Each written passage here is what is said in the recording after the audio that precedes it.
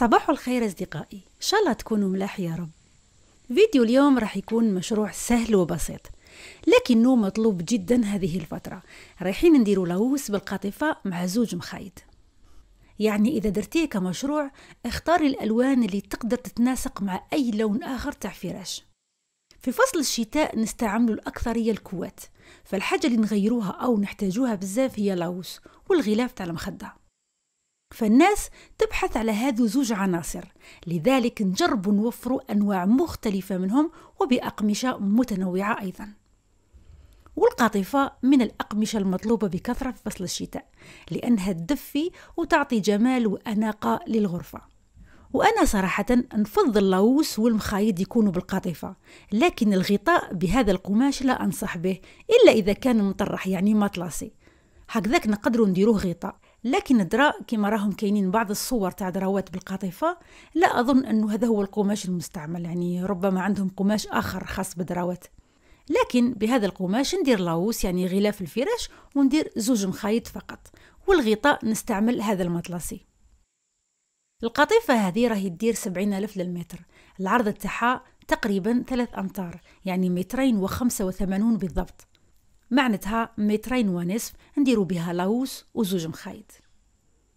نقص من عرض القماش اللي هو 285، نقص منه 75 سنتيمتر ونخلي 220 لاوس، يعني قطعة فيها 250 على 220. هذه هي تاع لاوس، لأني هنا رايحة ندير القياسات تاع مطرح فيه 160 على 190، يعني القياس الأكثر استعمالا. وهذه القطعة نديروا بها المخايد.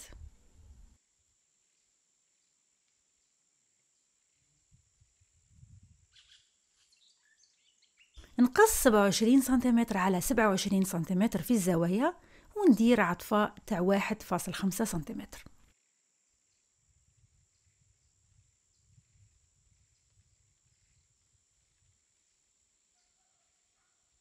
بعد ذلك نركب المطاط في الجوانب الأربعة، لكن تقدري تديري فقط في الجانب العلوي والسفلي، يعني يجي مليح كذلك.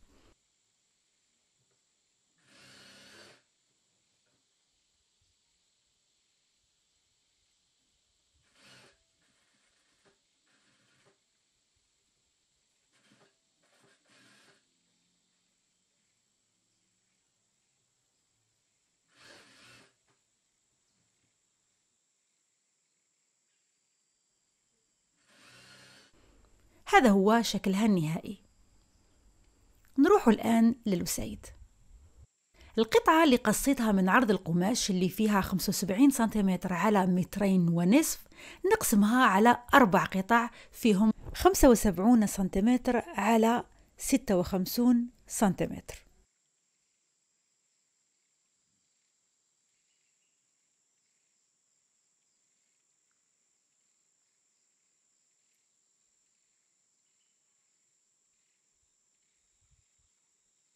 أحتاج كذلك سحاب فيه 60 سنتيمتر باش نركبوه في القطعة الخلفية.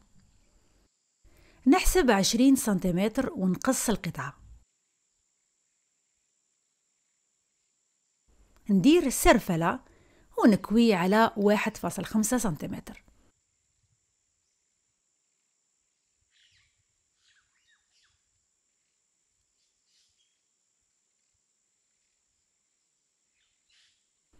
بعد ذلك نخيط من الطرفين 5 سنتيمتر بهذا الشكل ونروح نركب السحاب.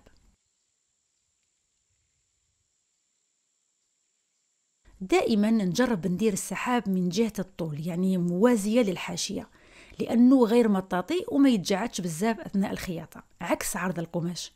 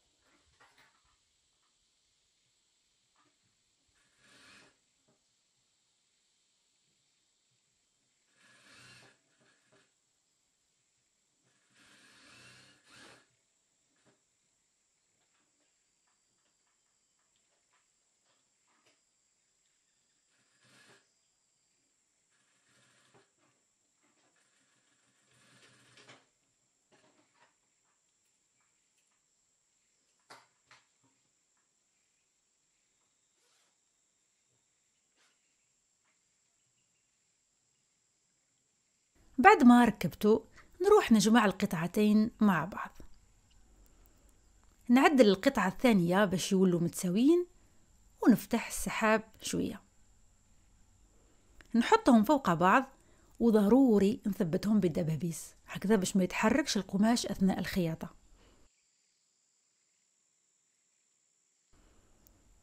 نروح بعد ذلك نغلق الجوانب الأربعة.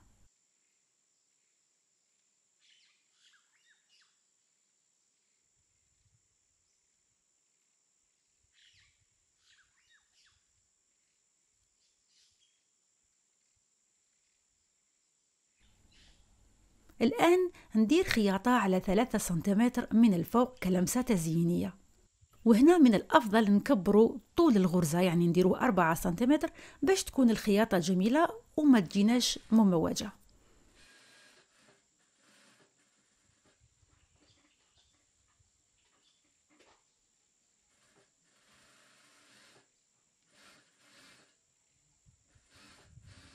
ونجرب كذلك نعاود الخياطة مرة ثانية فوق الأولى باش ما تنحلش أثناء استعمال الوسادة.